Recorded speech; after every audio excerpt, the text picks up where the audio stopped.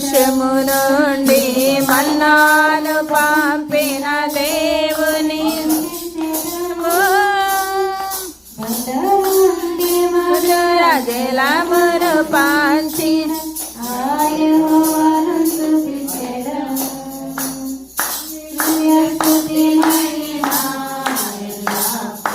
దేవునికి